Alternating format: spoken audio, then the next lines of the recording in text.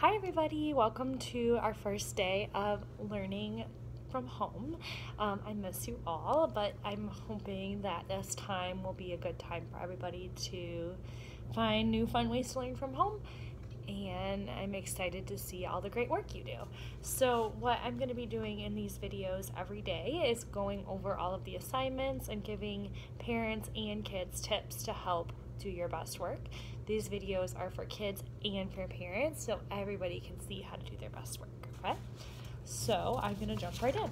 So on your assignment tracker, you'll see that the first assignment is for the whole week for a character target, and that is I can show compassion by using I messages to express my feelings.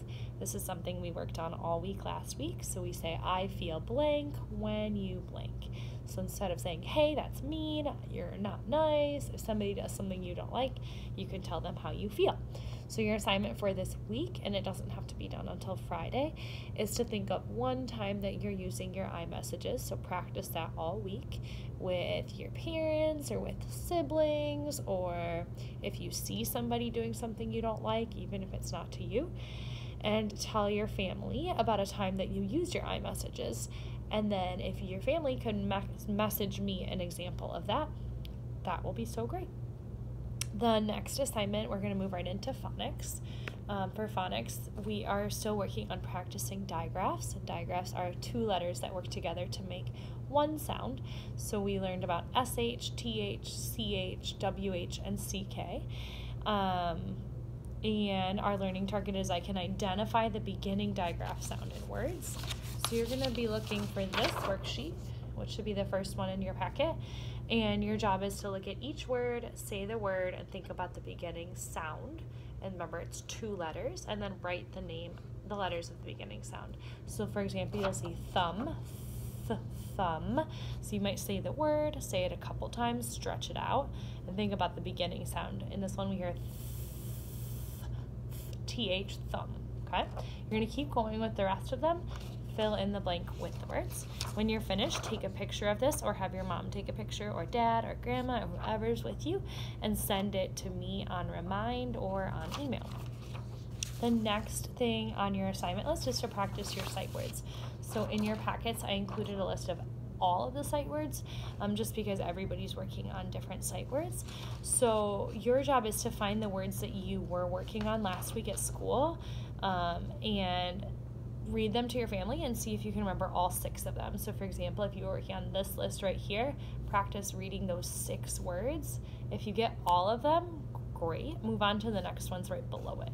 If you don't get all of them, those are the ones you want to practice this week. You can practice by making word cards on blank sheets of paper. You can look in your books at home for those words and point to them or say them every time you see them. Parents, you can write the words on cards or sticky notes and put them around the house and do a scavenger hunt. You could practice writing them with rainbow letters. There's a lot of fun things you can do. If you want more ideas, feel free to message me and I can send you some more ideas. So for phonics, work on these 2 things that should only take 15 to 20 minutes at max. All right, the next thing is in reading and writing, I can determine the main idea of the text, The Tree in the Ancient Forest. So there's another video on YouTube of me reading aloud the story, The Tree in the Ancient Forest. Make sure you watch that video first so you can see and hear about what's happening in that story. The assignment for this story, the writing for this story, is to write about and draw about one way the animals use or depend on the tree in that story. So you're going to see a paper that looks like this. It says be a friend to trees, but we're using it for all of the stories that use depend on trees. And your job first is to draw a picture of one ways animals depend on trees in the story. So you'll see in the story there's some mice. So I drew a picture of the mice eating the truffles. And then you're going to write a sentence. Now when we're writing sentences, we want the kids to do the writing and the kids to sound out words to spell. So it's okay if they don't spell them correctly, because we really want them to hear the sounds that they do here, and they haven't learned how to spell all the words correctly yet. So I did an example here, and I'll kind of quickly walk you through the process. So I said, the mice eat the truffles from the tree. And then I said it again and touched each line. touch the line for each word. The mice, and this is before I wrote it, the mice eat the truffles from the tree. Then I said each word one at a time and thought about how to spell it. So I started with the. Oh, that's a sight word, easy. I can look on my sight word list to remember how to spell the word the, T-H-E, make sure I use a capital letter. The next word was mice, the mice. Make sure you put a finger space, that's 2 fingers after your first word, and then when you get to a word that you don't know, like mice, that's not a sight word, you can tap it out. Mice, mice. Then write down the sounds you hear. I wrote down I-S, mice. Even if this isn't the right way to spell it, the traditional way to spell it, that's okay, because these are the sounds kids hear, and they haven't learned about the soft C yet, they haven't learned about the E at the end of a word yet, so that's okay. If you do know how to spell the word correctly from books that you've read, go ahead and spell it how you know how to spell it, but this is totally fine. The mice eat the truffles. Again, for this word, that was a really long one, so you might tap out each part. Truffles, or truffles.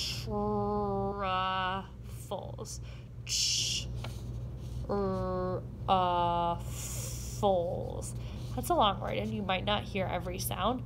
Just write the sounds you do hear. Truffles from, that's a sight word, the tree.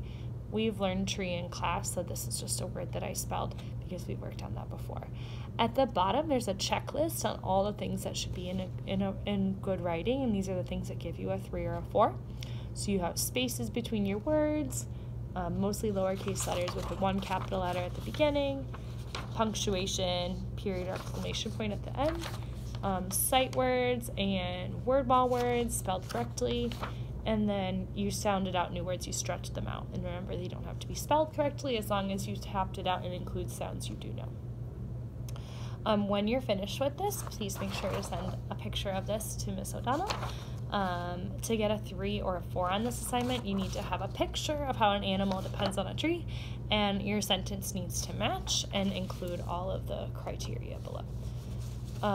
If you have questions about writing, please feel free to send them to me, and I'd be happy to help. The last assignment for today is math. If you picked up packets from school, you'll get a workbook. If I email them to you, you'll just get a packet of the math work, and you'll see both the math assignments for the day and some extra homework. The homework is just practice. I'm going to quickly go over today's assignment. It's pretty straightforward. Today's learning target is I can solve an addition problem, or let me read this right, I'm sorry. Let me read it one more time.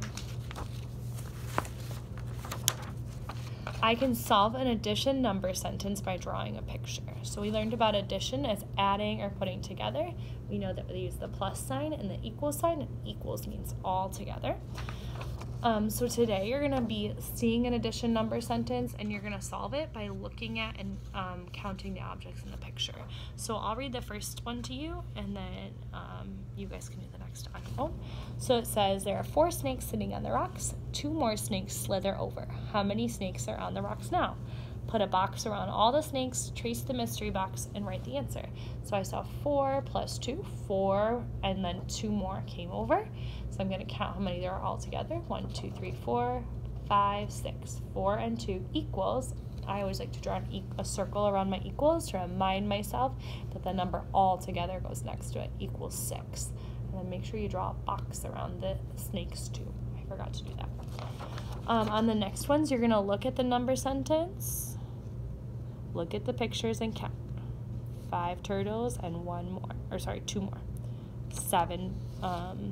7 presents, and your friend brings over a mystery one. How many more? The backside, you're going to do your own drawing. So there's a story about 6 girls and 1 boy playing soccer. You're going to draw them, draw a box around them, and then write the answer, and you have to count the ones that you drew. If you forget how many to draw, you can look at and circle the numbers in the problem, and that will give you a hint, or look at the numbers on the bottom in the number sentence. If you need additional practice with math, you can use the additional homework practice. That at the top you'll see it says either problem set or homework. The homework is optional and you can practice it. You can also practice on Khan Academy or Zern. Those are 2 websites that I forwarded to you. Or you can add things at home. So you can get together 2 different types of toys and add them together, or 2 different snacks and add them together. You can get creative and have fun, or you can do your own drawings. Draw some of your own favorite animals and add them together, or other things that you like to add together. If you have any questions on math, as always, feel free to call me and I'd be happy to walk you through this. And just like with the literacy assignments, take pictures of both the front and the back and send them to me so I can check them. All right, well, that's it for today. Make sure you listen to the other Read Aloud video and let me know if you have any questions. And I am so excited to see your work, and I will see you tomorrow. Bye.